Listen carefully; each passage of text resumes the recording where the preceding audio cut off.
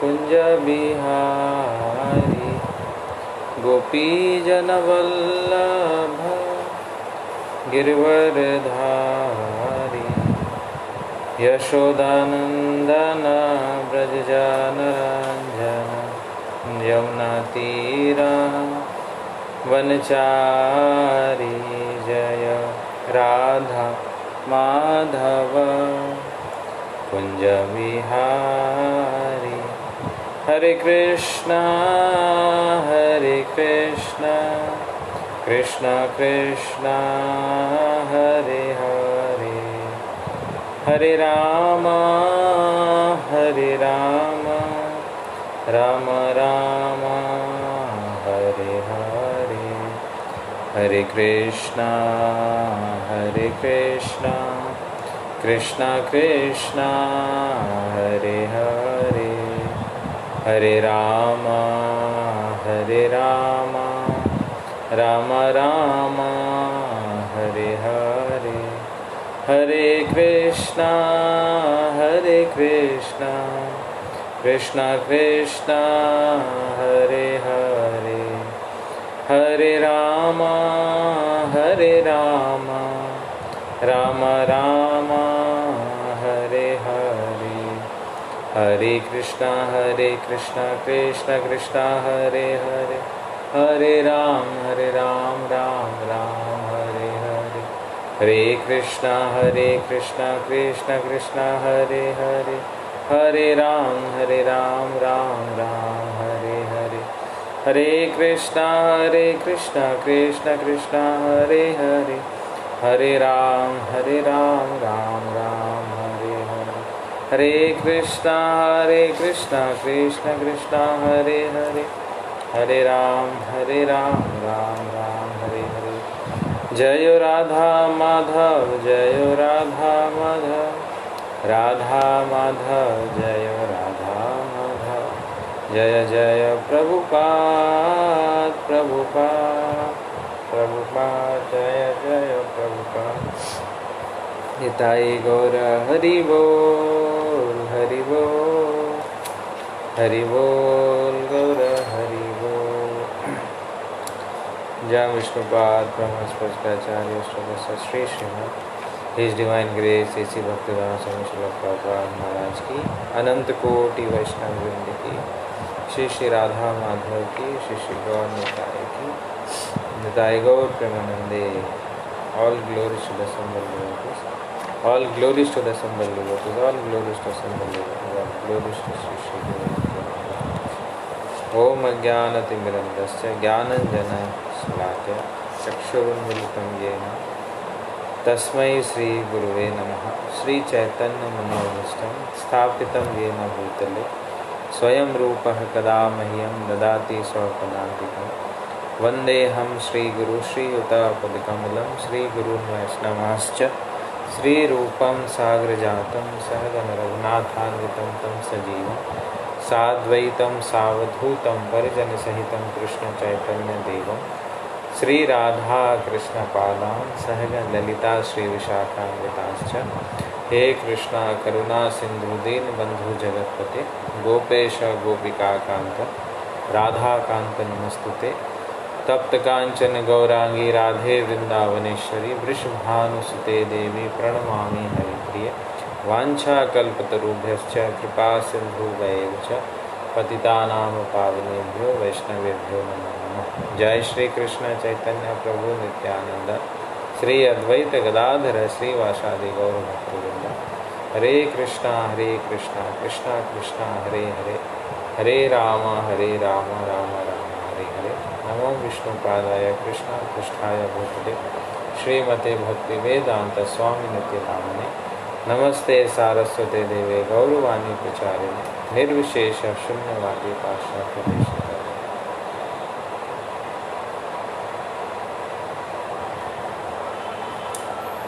हरे कृष्णा।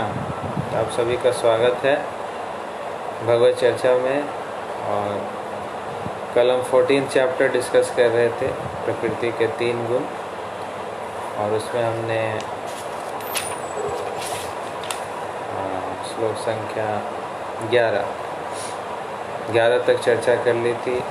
ये 3 गुण कौन कौन से होते हैं उस पर चर्चा कर लिया था। और जो सतोगुण की वृद्धि होती है तो उसमें क्या क्या लाभ होता है इस पर हमने चर्चा कर लिया था।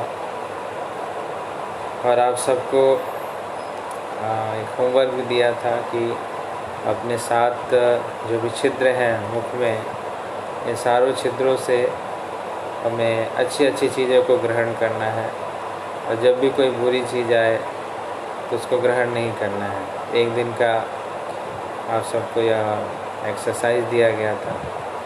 तो आप में से कितने लोग इसमें सफल रहे कि कुछ भी बुरी चीज़ को अंदर प्रवेश नहीं करने दिया, और केवल अच्छी अच्छी बातें, भगवान की बातें या कुछ गुड चीज़ें, अच्छी बातें जो होती हैं उन्हीं चीज़ों का आपने ग्रहण किया, और बुरी चीज़ों को, बुरे विचारों से अपने आप को दूर रखा। तो कितने भक्तों ने यह कर पाए, कितने भक्त सक्षम रहे जो कर पाए, वो इसमें हरी हरी लिख सकते हैं ताकि हम सबका उत्साह बढ़े जिन्होंने ऐसा कर पाए। योगिता माता जी ने किया, थैंक यू माता जी, you tried your best. Anyone else?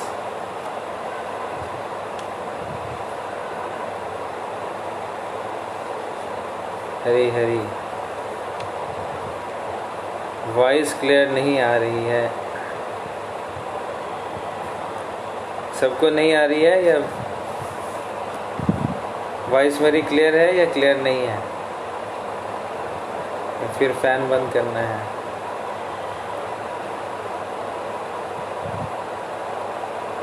Vishakha माता जी ने किया, अदिति माता जी ने किया, good. My voice is clear ना? If it's clear then you can write। अब क्लियर है तो लिख दीजिए क्लियर है, नहीं क्लियर है तो लिख दीजिए क्लियर नहीं है, क्लियर है, ठीक है। So we will go for 12th verse। आज जो है हम रजोगुण के विषय में चर्चा करेंगे।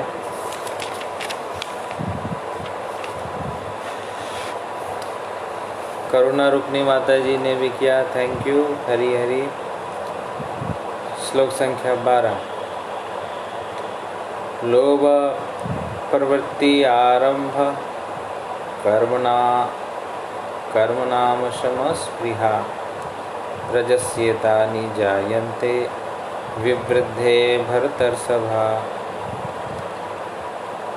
हे भरतवंशियों में प्रमुख, जब रजोगुण में वृद्धि हो जाती है तो अत्यधिक आसक्ति, सकाम कर्म, गहन उद्यम तथा अनियंत्रित इच्छा एवं लालसा के प्रकट होते हैं।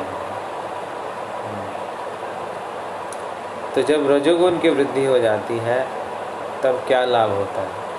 क्या लाभ होता है, क्या मतलब, क्या सिम्टम्स होते हैं, क्या उसके लक्षण होते हैं, इसके विषय में 12वां श्लोक है कि इसमें लोभ बढ़ जाता है। लोभ का मतलब और चाहिए और चाहिए और चाहिए, उसको लोभ कहते हैं। जो है उसमें वो कभी भी संतुष्ट नहीं रहता है, उसको और चाहिए और चाहिए और चाहिए, इसको लोभ कहते हैं। लोभ की पहचान क्या है कि जो हमारे पास है उससे कभी भी संतुष्टि की अनुभूति नहीं होना, और ऐसी चीज़ों के लिए हमेशा लोलुप रहना, ललायित रहना, और ज़्यादा और ज़्यादा और ज़्यादा। दिल मांगे मोर है ना, जैसे जो पहले ऐड भी आता था, ये दिल मांगे मोर, तो ये सब लोभ के लक्षण हैं कि और चाहिए और चाहिए और चाहिए। तो जब रजोगुण की वृद्धि हो जाती है तब लोभ की वृद्धि हो जाती है, व्यक्ति लोभी हो जाता है।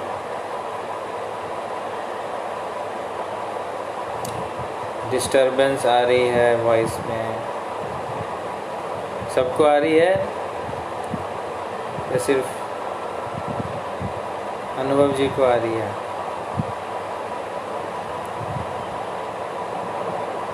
आवाज़ क्लियर है या नहीं है?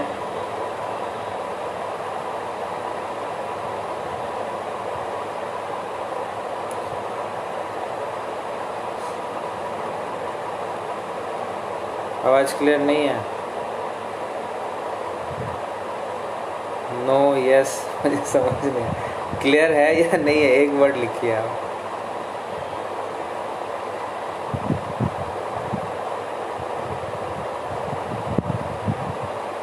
क्लियर है, चलो किसी को क्लियर आ रहा है। तो जिनको क्लियर नहीं है उसका मतलब उनका नेट की प्रॉब्लम है। मेरा नेट ठीक है इसका मतलब।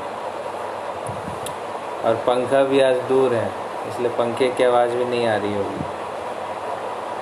बाकी जिनके क्लियर नहीं है इसका मतलब उनके नेट की प्रॉब्लम है।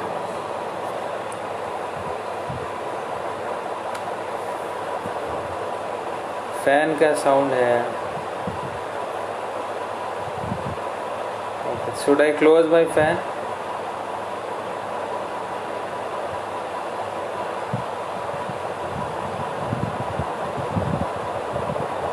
सो जब पैशन की वृद्धि हो जाती है तो लोभ बढ़ जाता है उसमें।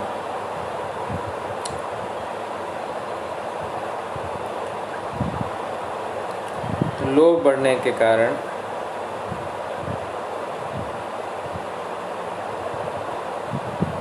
हेडफोन पर है लेकिन वैसे मोबाइल से डायरेक्ट नहीं। जो भी आप एडजस्ट कर लीजिए, फैन थोड़ा चलने दीजिए।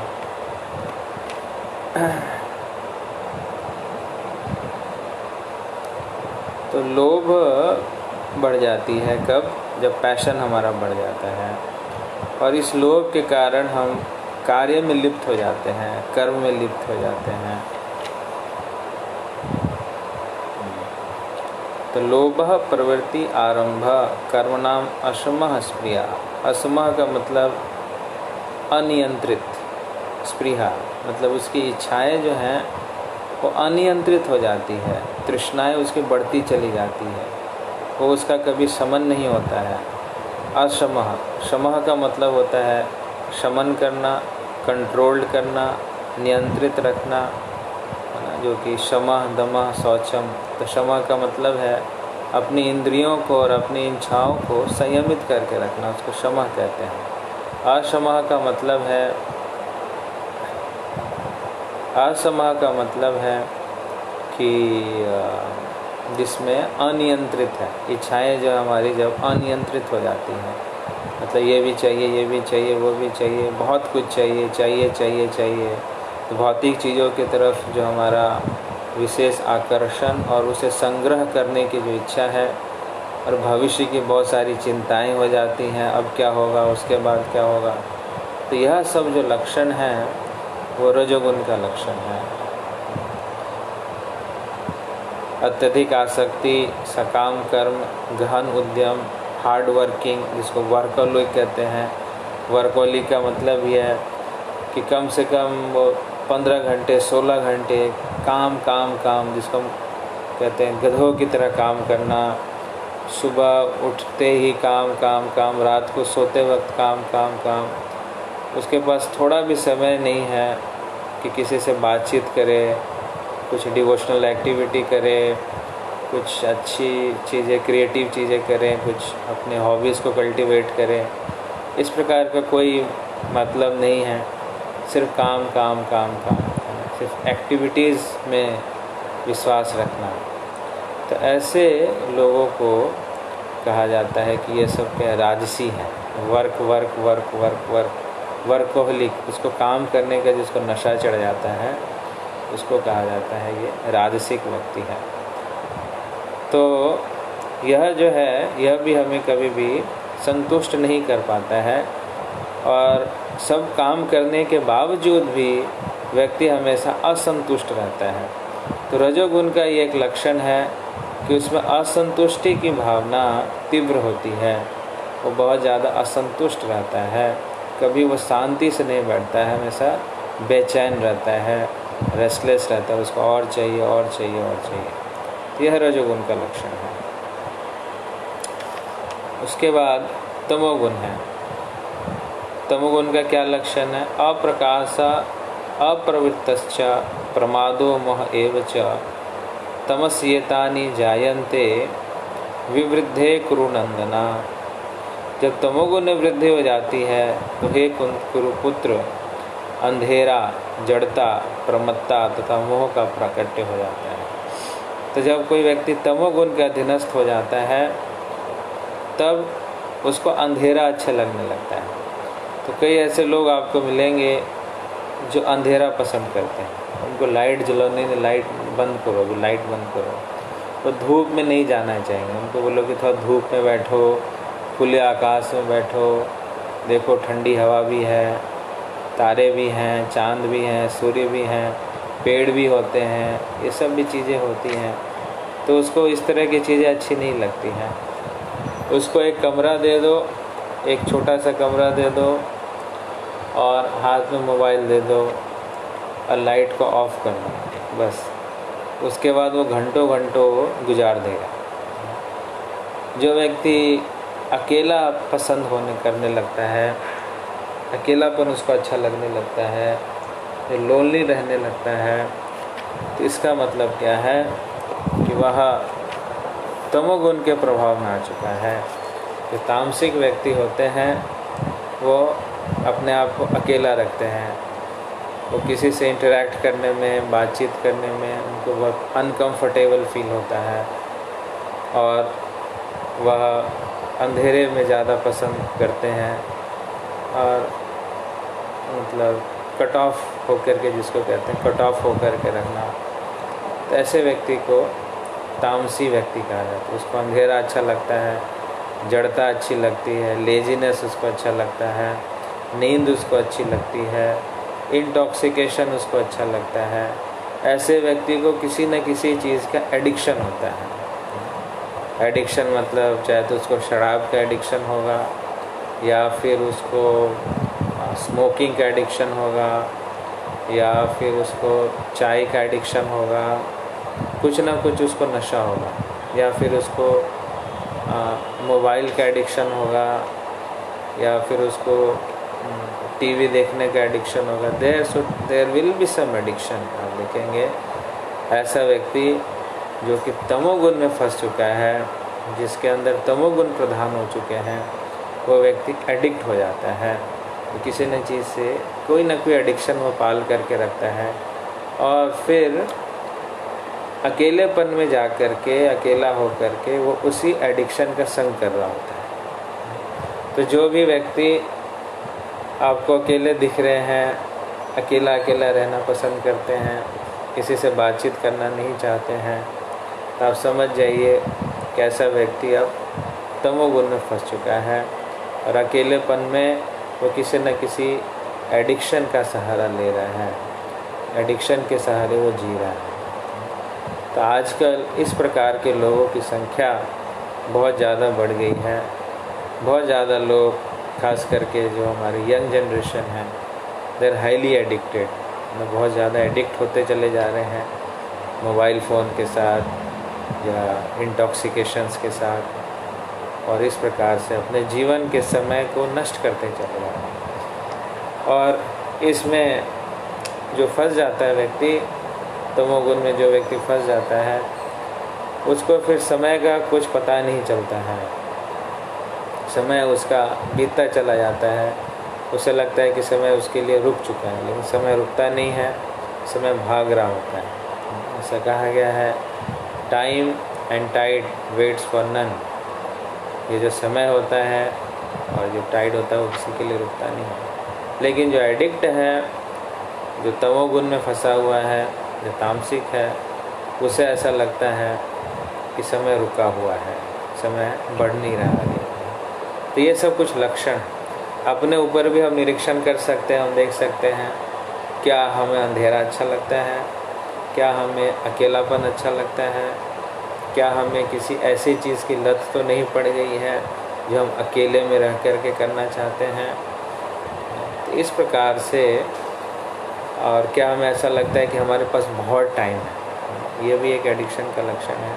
तो बहुत टाइम है, बहुत टाइम है, अभी तो बहुत टाइम है। इस प्रकार की जो फीलिंग है, यह तामसिक व्यक्ति के लक्षणों को प्रदर्शित करता है। तो अपने अंदर तमस की कितनी वृद्धि हुई है, इस बैरोमीटर से हम चेक कर सकते हैं। और हमारे जो आसपास के लोग हैं, जिनके साथ हम रह रहे हैं, जिनका हम कल्याण करना चाहते हैं या चाहते हैं इस तमस से ऊपर उठे, तो इस बीमारी को भी इन लक्षणों के माध्यम से हम पहचान सकते हैं और फिर इसका सही इलाज भी करना चाहिए कि तमस से व्यक्ति किस प्रकार से ऊपर उठे, तमस से किस प्रकार से व्यक्ति सतोगुण में जाए।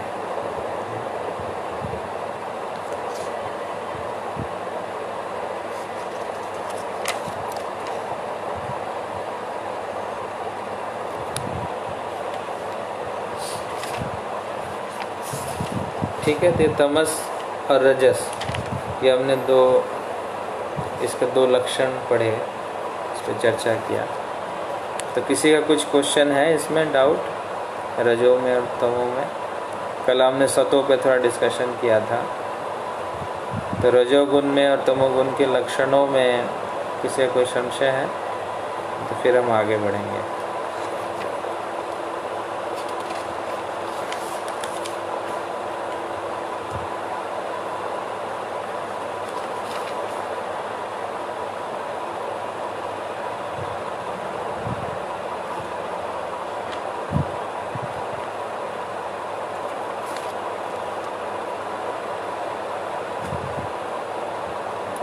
ओके, तो नेक्स्ट है कि इन जो अलग अलग गुणों में स्थित होते हैं उनकी गति क्या होती है, उनका डेस्टिनेशन क्या होता है। जो सतोगुण में स्थित हैं उनका क्या डेस्टिनेशन है, जो रजोगुण में है उनका क्या डेस्टिनेशन है, और जो तमोगुण में है उनका क्या डेस्टिनेशन। तो यदा सत्वे प्रवृद्धे तु प्रलयं याति देवृता तमोतमा विदम लोकान अमलान प्रतिपद्यते। जब कोई व्यक्ति सतोगुण में मरता है तो उसे महर्षियों के विशुद्ध उच्चतर लोकों की प्राप्ति होती है। तो अगर किसी ने सतोगुण को अपने अंदर विकसित कर लिया है तो शरीर को छोड़ने के बाद वो सात्विक लोकों में जाता है। सात्विक लोक कौन से हैं? पृथ्वी से जो ऊपर के लोक हैं वो सात्विक लोक हैं, और पृथ्वी से जो नीचे के लोक हैं वो तामसिक लोक हैं, और जो पृथ्वी है वो राजसिक लोक है। तो यह जो लोक है इसको राजसिक लोक कहा जाता है। और रज में आप देखेंगे कर्म प्रधान होता है, इसलिए इस योनि को, मनुष्य योनि को कर्म योनि कहा गया है। और हमारे इन्हीं कर्मों के आधार पर चाहे तो ऊपर जाते हैं, उच्च लोकों की प्राप्ति करते हैं, या फिर हम निम्न लोकों की प्राप्ति करते हैं। तो अगर हमने सतोगुण में अपने शरीर का परित्याग किया है, सतोगुण में स्थित होकर के अपने शरीर का परित्याग किया है, तो फिर हमें उच्चतर लोकों की प्राप्ति होती है। उच्चतर लोकों में ब्रह्म लोक है, जिसको सत्य लोक भी कहा जाता है, जन लोक है, तप लोक है, महर लोक है, सिद्धि लोक है। इस प्रकार से अलग अलग लोक हैं ऊपर, और उसी प्रकार से नीचे के भी लोक हैं। तो अगर कोई सतोगुण में अपने आप को स्थित करता है तो फिर वह उच्चतर लोकों की तरफ बढ़ता है। अगर कोई व्यक्ति रजोगुण में रजसी प्रलयम गत्वा कर्म संगेषु जायते तथा प्रलीनस्तमसी मूढ़ योनि से जायते। जब कोई रजोगुण में मरता है तो वह सकाम कर्मियों के बीच में जन्म ग्रहण करता है, और जब कोई तमोगुण में मरता है तो वह पशु योनि में जन्म धारण करता है। तो अगर हम रजोगुण में अपने आप शरीर को छोड़ते हैं तो फिर हम इसी भौतिक जगत में, भौतिक जगत का मतलब इसी पृथ्वी पर दोबारा से जन्म लेते हैं, मनुष्य योनि में हमारा जन्म होता है। अगर हम तमोगुण में स्थित होकर के अपने शरीर का परित्याग करते हैं तो हमें पशु योनि में जाना पड़ता है। कि पशु योनि जो होती है तामसिक योनि की गिनती में आती है। तो पशु योनि में जन्म उनका होगा जो कि तमोगुण में अपने शरीर का परित्याग करेंगे। मनुष्य में जन्म जो कि रजोगुण में अपने शरीर का परित्याग करेंगे, और उच्च लोकों में जन्म उनका होगा जो कि सतोगुण में अपने शरीर का परित्याग करेंगे। तो जिस हिसाब से जिस गुण में हम अपने आप को सिचुएट करके रखते हैं, उसी हिसाब से हमें लोकों की गति, उसी प्रकार से हमें डेस्टिनेशन की प्राप्ति होती है।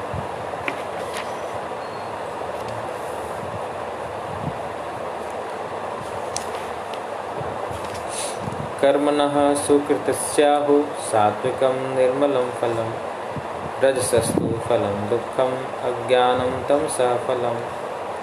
पुण्य कर्म का फल शुद्ध होता है और सात्विक कहलाता है, लेकिन रजोगुण में संपन्न कर्म का फल दुख होता है और तमोगुण में किए गए कर्म मूर्खता में प्रतिफलित होते हैं। तो जो हम सतोगुण में स्थित होकर के कार्य करते हैं, उसका परिणाम क्या होता है कि वो हमें शुद्ध करता है। रजोगुण में अगर हम कोई कार्य करते हैं तो उसका परिणाम क्या होता है कि हमें दुख देता है अंत में। और तमोगुण में रह कर के अगर हम कोई कार्य करते हैं तो मूर्खता, उसका एंड रिजल्ट जो है फुलिशनेस है, अज्ञानम है, अज्ञानता की प्राप्ति होती है अगर तमोगुण में स्थित होकर के हम कोई कार्य करते हैं। तो किस गुण में स्थित होकर के हम कार्य करते हैं, उसी के हिसाब से उसका हमें रिजल्ट प्राप्त होता है। जैसे उदाहरण के लिए सुबह उठना है, तो अगर कोई सतोगुण में है तो सुबह जल्दी उठता है और सुबह जल्दी उठ करके स्नान कर लेता है, हरे कृष्ण महामंत्र का जप करता है, डीटी वर्शिप करता है। तो इस कार्य से उसका प्यूरिफिकेशन होता है, उसका शुद्धिकरण होता है। कोई व्यक्ति राजसिक है तो फिर वो उठेगा फिर सोएगा, उठेगा फिर सोएगा, फिर उठ करके एकदम से भागेगा, ऑफिस जाना है, ये करना है, तो हमेशा वो दुखी रहता है।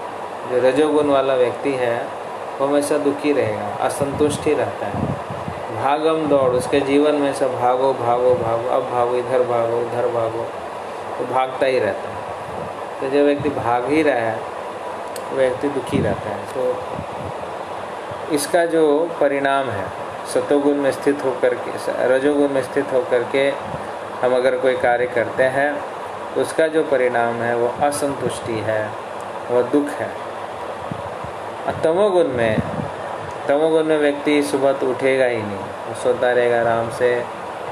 जब सूर्य सर पे आ जाएगा, 8 बज गए, 9 बज गए, 10 बज गए, तब आराम से उठेंगे।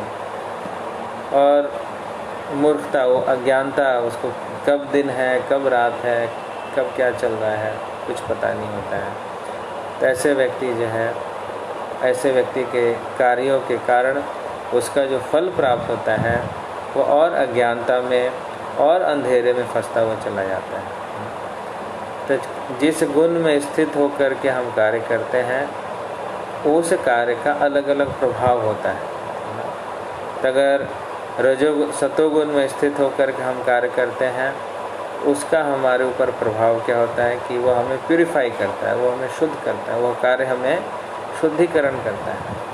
रजोगुण में स्थित होकर के हम कार्य करते हैं तो वह कार्य हमें दुख देता है, परेशानियां देता है। और तमोगुण में स्थित होकर के हम कार्य करते हैं तो वह कार्य हमेशा हमें अज्ञानता की तरफ लेकर के जाता है, अज्ञानता, इग्नोरेंस की तरफ लेकर के जाता है और बंधन की तरफ लेकर के जाता है। ये कार्य का इफेक्ट है। इसमें श्री कृष्ण ने, भगवान ने क्या बतलाया कि किस गुण में स्थित होकर के हम कार्य करते हैं, उस कार्य का हमारे ऊपर क्या प्रभाव पड़ता है। ये 16वां श्लोक में होता है।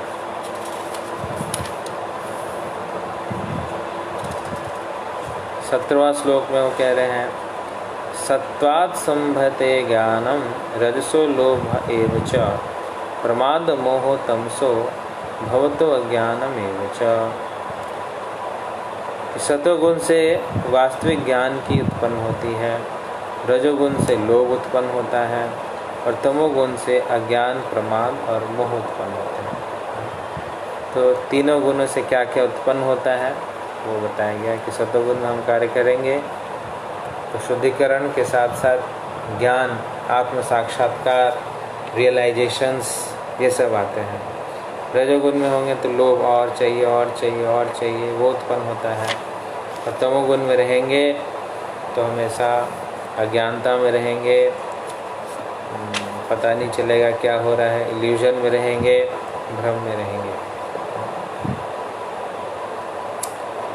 उसके बाद 18वें श्लोक में कह रहे हैं, ऊर्ध्वं गच्छन्ति सत्त्वस्था मध्ये तिष्ठन्ति राजसा जघन्य गुण वृत्तस्तथा अधो गच्छन्ति तामसा। कि सतोगुणी व्यक्ति क्रमशः उच्च लोकों को ऊपर जाते हैं, जैसे हमने चर्चा कर लिया इस पर। रजोगुणी इसी पृथ्वी लोक में रह जाते हैं, और जो अत्यंत गर्हित तमोगुण में स्थित है वो नीचे नरक लोकों को जाते हैं। तो जो सतोगुण में स्थित है वो ऊपर के लोकों में, जो रजोगुण में है वो इसी पृथ्वी लोक पर, और जो तमोगुण में है वो फिर नीचे के लोकों में, निम्न योनि में जाते हैं। नान्यम गुणेभ्य कर्तारम यदा दृष्टानुपश्यति गुणेभ्यश्च परम वेत्ति मद्भावम सोऽधिगच्छति। जब कोई यह अच्छी तरह जान लेता है कि समस्त कार्यों में प्रकृति के तीनों गुणों के अतिरिक्त अन्य कोई कर्ता नहीं है, और जब वह परमेश्वर को जान लेता है तो इन तीनों गुणों से परे है, तो वह मेरे दिव्य स्वभाव को प्राप्त होता है। अब ये इन तीनों गुणों से जो परे हैं, जो दिव्य स्थिति में हैं, जो त्रिगुणातीत हैं, उनका क्या लक्षण है, तो भगवान बतला रहे हैं कि जब वो जान लेता है कि मैं करता नहीं हूँ, ये गुणों का गुणों से इंटरेक्शन है, तो ये गुण इंटरेक्ट कर रहे हैं। जब इस प्रकार से व्यक्ति अपने आप को डिटैच रखता है, अलूफ रखता है गुणों से, उसके बाद भगवान को जान लेता है, तो वह दिव्य स्थिति को, ट्रांसेंडेंटल स्थिति को प्राप्त करता है। उससे आसक्त नहीं होता है किसी भी चीज़। ऐसा नहीं कि तमोगुण आ रहा है तो तमोगुण में फंस चुका है, नहीं, वो जान रहा है कि मेरे ऊपर भी तमोगुण हावी है। तमोगुण को वो ऐसा नहीं समझ रहा कि मैं तमोगुण हूँ, वो इस बात को अप्रिशिएट कर रहा है कि तमोगुण मेरे ऊपर हावी है और मैं तमोगुण से अलग हूँ। पैशन आ रहा है, लोभ की इच्छा हो रही है, तो समझ रहा है कि मैं लोभी नहीं हूँ, लेकिन ये रजस जो है मेरे ऊपर प्रभाव डाल रहा है। इसी प्रकार से जब वो अपने आप को गुण से डिटैच करना सीख जाता है कि अभी ये प्रभाव है मेरे ऊपर, लेकिन मैं ऐसा नहीं हूँ। गुस्सा आ रहा है लेकिन मैं गुस्से का अधीनस्थ नहीं हूँ। तो जब डिटैचमेंट की भावना, अपने आप को उस चीज़ से विलग करने की भावना व्यक्ति सीख जाता है, तब दिव्य स्थिति को प्राप्त करने के लायक बन जाता है। इसके लिए परमेश्वर का ज्ञान होना बहुत ज़रूरी है, भगवत ज्ञान का होना बहुत ज़रूरी है। बिना भगवत ज्ञान के कोई भी व्यक्ति इन तीनों गुणों से ऊपर नहीं उठ सकता है, क्योंकि भगवान जो हैं वो गुणातीत हैं, त्रिगुणातीत हैं। और जो व्यक्ति भगवान से जुड़ जाता है वही व्यक्ति इन तीनों गुणों से उठ सकता है। लेकिन जो कृष्ण से जुड़ा हुआ नहीं है, जो भक्ति योगी नहीं है, उसके लिए इन तीनों गुणों से ऊपर उठना बहुत ही मुश्किल है। चाहे व्यक्ति कितना भी अच्छा हो, कितना सिंपल हो, कितना सीधा साधा हो, सब कुछ अच्छा है, अच्छी बात है, लेकिन अगर वह कृष्ण भक्ति में नहीं लगा है, भक्ति योग में नहीं लगा है, तो कभी भी वह इन तीनों गुणों से ऊपर नहीं उठ सकता है। इसलिए परमेश्वर का ज्ञान होना, भगवत ज्ञान होना, ये बहुत आवश्यक है। भगवत ज्ञान के माध्यम से ही हम तीनों गुणों से ऊपर उठ सकते हैं। और वह जो दिव्य स्वभाव है, वह जो दिव्य भाव है, वह जो दिव्यता है, ट्रांसेंडेंटल नेचर है, उसको व्यक्ति प्राप्त कर सकता है भगवत ज्ञान के माध्यम से, भगवत प्रेम के माध्यम से।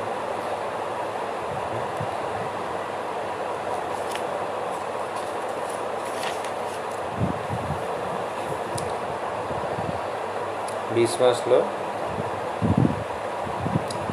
गुणानेतानित्यत्रिण देहि देह समुद्भवान् जन्म मृत्यु जरा दुखे विमुक्तो अमृतम अश्नुते।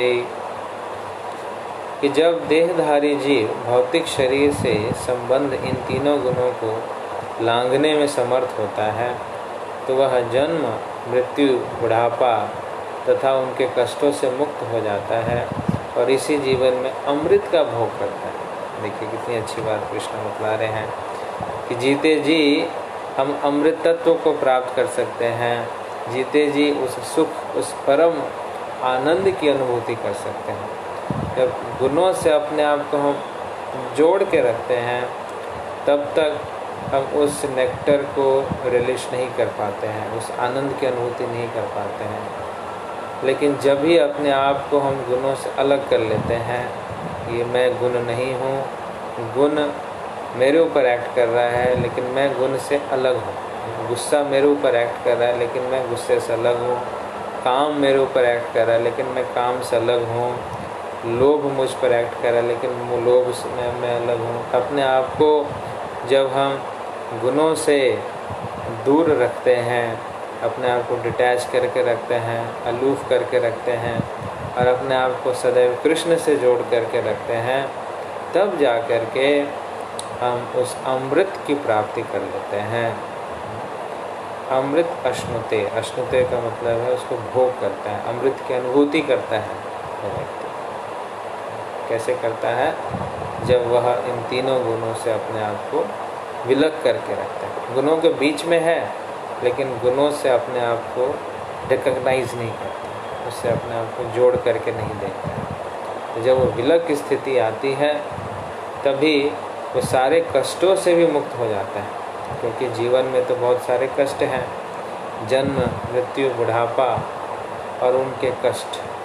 जन्म का कष्ट हम सब भूल चुके हैं, मृत्यु का कष्ट जब आएगा तब होगा, लेकिन बुढ़ापे का कष्ट, बीमारी का कष्ट, लोगों की बातों का कष्ट, आदिवादी का आध्यात्मिक आदिदैविक क्लेश का जो कष्ट है, तो किसी को भी कष्टानुभूति क्यों होती है? क्योंकि वो अपने आप को उस गुण से जोड़ करके रखता है। लेकिन जब भी कोई व्यक्ति अपने आप को गुण से विलग करके रखेगा तो कोई भी कष्ट उसको कष्ट नहीं लगते हैं, उसको लगता है ठीक है अभी ये आया है, आगम अपायिनः अनित्यः। बहुत ही आसानी से वह इन कष्टों से अपने आप को विलग करके रखता है। तो ही हम जितने भी बड़े बड़े भक्त हैं उन सब के आप जीवन में देखिए, सभी के जीवन में कष्ट आए हैं और बड़े से बड़े कष्ट आए हैं, इन कभी भी उन कष्टों में उन्होंने अपने आप को कष्ट के आगे सर नहीं झुकाया। कष्ट आई और कष्ट चली गई, लेकिन ऐसा नहीं कि कष्ट में बहुत परेशान हो गए, दुखी हो गए, नहीं, ऐसा नहीं है। तो कष्टों के बीच में भी अपने आप को बरकरार रखते हैं, खुश रहते हैं, आनंद में रखते हैं, उससे अफेक्टेड नहीं होते हैं, क्योंकि हमेशा वह अपने आप को भगवान से जोड़ करके रखते हैं। तो हम सब के जीवन में कष्ट तो निश्चित रूप से आएगा, क्योंकि यह जीवन ही इस प्रकार से है कि जिस प्रकार से हमने कर्म किए हैं उन सभी कर्मों का फल इसी भौतिक जगत में हमें भोगना पड़ता है, वो तो आएगा ही आएगा। लेकिन किस प्रकार से हम कष्टों को देखें, जब अपने जीवन में आता है तो कष्टों से अपने आप को आसक्त होकर के नहीं रखना चाहिए, कष्टों से अपने आप को जोड़ करके नहीं रखना चाहिए। हमेशा यह ध्यान रखना चाहिए कि मैं कौन हूँ और मैं किसका अंश हूँ, और मैं कहाँ से आया हूँ और कहाँ जाना है, किधर से आया, किधर हूँ और किधर जाना है। तो यह जो तथ्य है, यह जो ज्ञान है, हमेशा अपने उस ज्ञान में स्थित होकर के रखेंगे तो बहुत ही स्वाभाविक तरीके से हम इन गुणों से अपने आप को विलग कर पाएंगे, डिटैच कर पाएंगे और फिर कृष्ण भक्ति में बहुत अच्छे से लगा पाएंगे। तो कष्ट किसको अनुभव होता है? जो आसक्त है, जो आसक्तियाँ बना करके रखता है, अपने आप को अटैच करके रखता है, उसी को कष्ट की अनुभूति होती है। लेकिन जो विलग करके रखता है तो कितने सारे भी उसके जीवन में कष्ट आते हैं, उसको कभी भी उस कष्ट की अनुभूति नहीं होती है। प्रहलाद महाराज के जीवन में आप देखिए कितने कष्ट आए, लेकिन कभी भी कष्ट को उन्होंने फील नहीं किया। कष्ट तो आए लेकिन कष्ट को फील नहीं किया। सफरिंग्स तो आएंगी, लेकिन उन सफरिंग्स को क्या हम फील कर रहे हैं कि नहीं कर रहे हैं, ये डिपेंड करता है कि कितना हम अपने आप को उस चीज़ से जोड़ करके रखते हैं। जितना ज़्यादा उस चीज़ से हम जोड़ के रखेंगे उतना ज़्यादा हमें कष्ट की अनुभूति होती है। अगर किसी ने अपने आप को भगवान से जोड़ के रखा हुआ है, हायर प्रिंसिपल से जोड़ के रखा हुआ है, तो जो भौतिक कष्ट है उसको कष्ट फिर नहीं लगते हैं, वो ऐसे नॉर्मल लगते हैं। ऐसे भी हम देखते हैं कि जीवन में बहुत सारे कष्ट हैं, लेकिन जब हम हायर उद्देश्य से कनेक्टेड हैं तो उन कष्टों की अनुभूति नहीं होती। लेकिन कोई हमारे पास कुछ ऊंचा लक्ष्य नहीं है, कुछ ऊंचा उद्देश्य नहीं है, तो ये छोटी छोटी बातें भी हमें बड़ी बड़ी बातें लगने लगती हैं। जब भी आपको छोटी छोटी बातें बड़ी बड़ी बातें लगने लगे तो ऐसा समझना चाहिए कि अभी हम जीवन के उच्चतर लक्ष्य को अभी भी नहीं समझ पाए हैं, अभी भी हम बच्चों की तरह रो रहे हैं। आपने देखा होगा कई बच्चे होते हैं जो छोटी छोटी बातों को लेकर के रोना शुरू कर देते हैं, है क्या? उनको आप एक खिलौना ना दो, तो उनको वीडियो गेम ना दो, तो कैसे वो रोने लगते हैं, एकदम पागलों की तरह रोने लगते हैं, चाहिए चाहिए चाहिए। उनको बहुत कष्ट होता है। क्यों उनको इतना कष्ट हो रहा है? क्योंकि उस पर्टिकुलर चीज़ से उन्होंने अपने आप को बहुत अटैच करके रखा है। तो जिस मात्रा में किसी भी चीज़ से, किसी भी वस्तु से, किसी भी व्यक्ति से, किसी परिस्थिति से हमारी अटैचमेंट होगी, उसी मात्रा में हमें दुख की अनुभूति होगी। तो ये जो आसक्ति है, वही आसक्ति हमारे सारे दुखों का कारण है। तो जिस मात्रा में अपने आप को हमने जकड़ के रखा हुआ है, जितना तेज जकड़न होगा उतना तेज कष्ट होगा। जितना वो खुला होगा तो कितना भी उस पर प्रहार हो, खुला है, उसको कुछ फर्क नहीं पड़ता।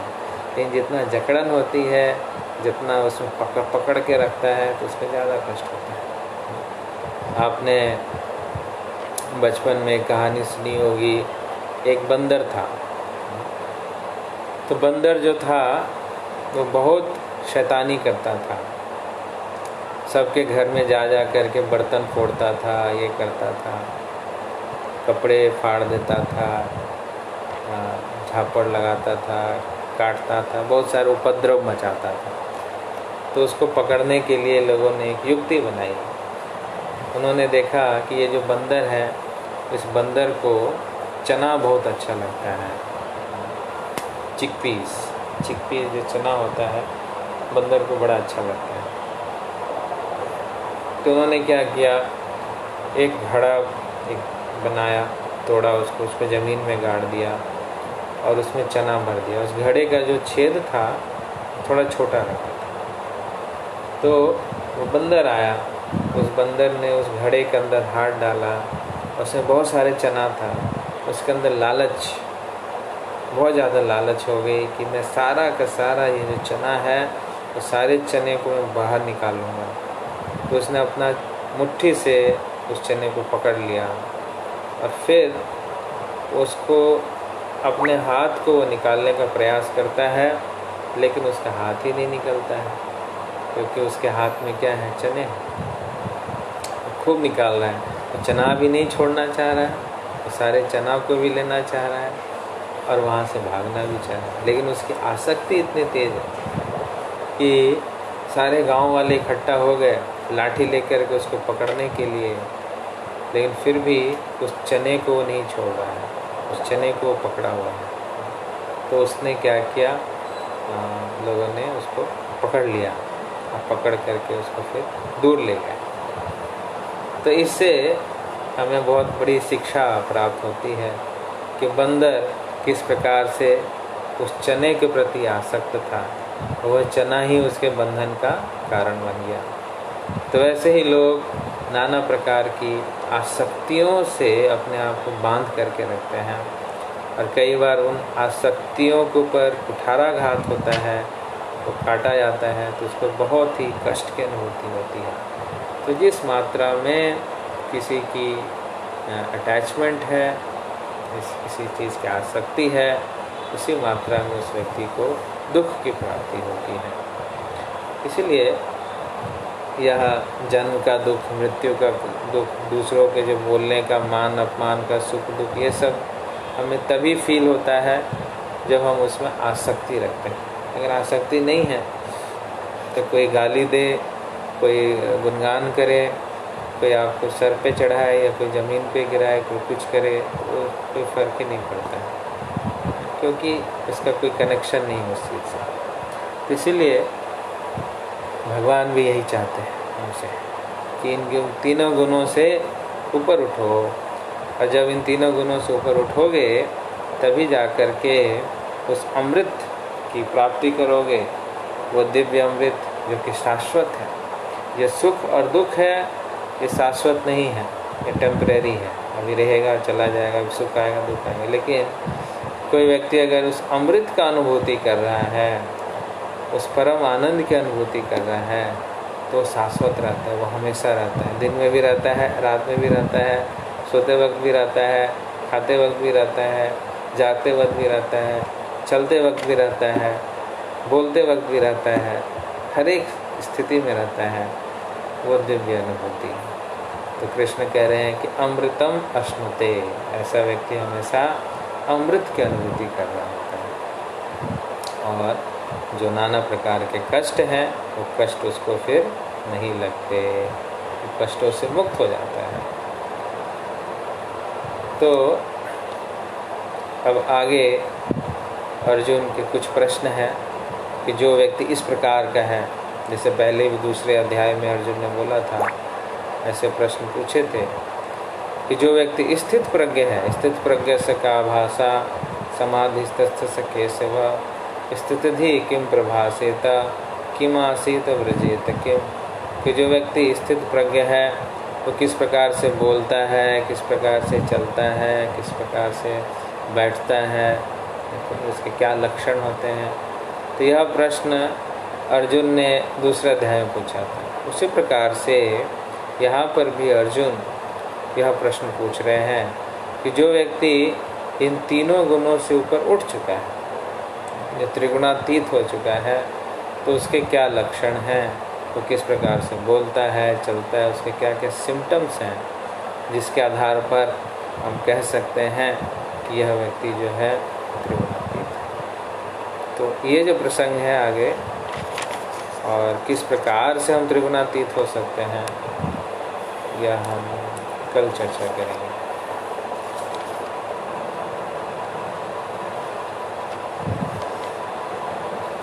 और आप में से किसी का कुछ प्रश्न है तो आप पूछ सकते हैं। एक क्वेश्चन आया है, नमन कुमार बाहरी, how does a person though having knowledge is forced to act according to his material nature? With example is possible. तो माता जी का प्रश्न है कि किस प्रकार से जो व्यक्ति ज्ञान में स्थित है वह बाध्य हो जाता है अपने भौतिक गुण के आधार पर कार्य करने के लिए। भौतिक गुण जो सत्वगुण, रजोगुण, तमोगुण का गुण है, उदाहरण के सहित समझाइए। तो पहली बात, जो व्यक्ति ज्ञान में स्थित हो चुका है तो वो फिर त्रिगुणातीत हो चुका है। लेकिन जिस व्यक्ति की बात आप कह रहे हैं, तो व्यक्ति अभी उस प्रोसेस में है। ऐसा नहीं कि वो तीनों गुणों से ऊपर उठ चुका है, मुक्त हो चुका है, ऐसा नहीं। He is in the middle of the process. वो तीनों गुणों से उठने का प्रयास कर रहा है, लेकिन अभी उसका प्रयास जारी है। तो इसीलिए कभी भी इस प्रकार की एक जो साधक है खास करके, उसको इस प्रकार की फीलिंग नहीं होनी चाहिए कि मैं तीनों गुणों से ऊपर उठ चुका हूँ। तो जब भी ये इस प्रकार की भावना है कि मैं तीनों गुणों से ऊपर उठ चुका हूँ, तो फिर वो गुण में है, गुण से बाहर नहीं निकला है। और फिर उसके जो इम्प्रेशंस हैं, उसके जो पहले के संस्कार हैं, वो उसको फिर खींच लेते हैं। अंदर हमारे बीज रूप में वो सब हैं और बाहर उस प्रकार का कुछ इन्वायरमेंट मिलता है, तो वो दोनों एक दूसरे को आकर्षित कर लेता है। लेकिन जब तक हम पूर्ण रूप से तीनों गुणों से ऊपर नहीं उठे हैं, तब तक सूक्ष्म रूप से यह तीनों गुण हमारे अंदर हैं। और जैसे कल हम चर्चा कर रहे थे कि जिस प्रकार का परिवेश है, जिस प्रकार का इन्वायरमेंट है, उस प्रकार के इन्वायरमेंट में वह गुण का विकास होने लगता है। अगर हम राजसिक चीज़ों का एंटर करा रहे हैं तो राजसिक चीज़ें बढ़ती चली गई, या फिर रजोगुण का अधीनस्थम हो गया। तामसिक चीज़ों का हम इनपुट में ला रहे हैं तो तमोगुण है हमारे अंदर, वो तमोगुण की वृद्धि हो गई और फिर हम तमोगुण के प्रभाव में आ गए। ठीक है, तो इसीलिए पहली बात तो ये कि ये तो नहीं समझना कि हम त्रिगुणातीत हो चुके हैं। वी आर ऑलवेज स्ट्रगलिंग, है ना। हो सकता है कि काफ़ी दिन तक हम सतोगुण में रहें, लेकिन फिर भी बीज रूप में तमोगुण रजोगुण अंदर है। और अगर हम इनपुट्स देना शुरू कर देते हैं रजोगुण का, तमोगुण का, तो हमारे अंदर का जो रजोगुण और तमोगुण है वो और बढ़ कर के आ जाता है। इसलिए ये इनपुट, इनिशियल इनपुट में दिक्कत आएगी। कोई अगर सतोगुण में है, उसको रजोगुण के इनपुट लेने में थोड़ा वो दूर से बोलेगा ना ना ना। लेकिन अगर वो उसको इग्नोर ना करके उसको और ले रहा है, अंदर ले रहा है, तो फिर वो फिर उसको इग्नोर नहीं कर पाएगा, फिर उसका बन गया तो वो अंदर आ जाता है। जैसे अजामिल का कथा हम सुनते हैं। अजामिल सतोगुण में स्थित था, लेकिन फर्स्ट रिएक्शन जो था जब उसने शूद्र शूद्रानी को देखा कि ये गलत है, इसको नहीं देखना है, नहीं देखना चाह रहा था, लेकिन फिर भी बीज रूप में वह है, अंदर बाहर से वह चला गया। फर्स्ट रिएक्शन उसका काफ़ी हैवी था, लेकिन सेकंड रिएक्शन क्या हुआ कि चलो एक बार देखते हैं। तो उसने देखा, फिर और अंदर का जो काम था वो और बढ़ता चला गया। बाहर से इनपुट आ रहा है, अंदर से वो बढ़ता चला जा रहा है, बढ़ता बढ़ता वो पूर्ण रूप से काम के गिरफ्त में आ गया। बहुत सारे एग्जाम्पल हैं, जैसे किसी के अंदर दोष देखना, किसी की निंदा करना। तो किसी के दोष, अगर कोई व्यक्ति शतोगुण में है तो उसको दोष सुनने में इनिशियली नहीं अच्छा लगता है, लेकिन अगर वो ज़बरदस्ती करके असत्संग के कारण सुनने लगता है तो उसके अंदर का जो विकार है वो बढ़ने लगता है, फिर वो मैच कर जाता है। जैसे कैकेयी का भी उदाहरण आता है कि कैकेयी जो थी वो भगवान श्री राम से बहुत प्रेम करती थी। तो जब पहली बार मंथरा ने उनको बोला कि ऐसा ऐसा हो जाएगा, तुम दासी बन जाओगी, कौशल्या तुम्हें दासी बना के रखेगी, भरत जो है तुम्हें बहुत भरत जो है वो राम का सेवक बन जाएगा, दास में। तो इनिशियली जो कैकेयी का रिएक्शन था, बोला नहीं चुप कर, जा यहाँ से, तेरी बातों मुझे विश्वास नहीं है, निकल जा। लेकिन मंथरा क्या थी, वो नॉन स्टॉप उसको बोले जा रही थी, उसके इनपुट्स थे, बोली जा रही थी। तो उसके अंदर का जो थोड़ा बहुत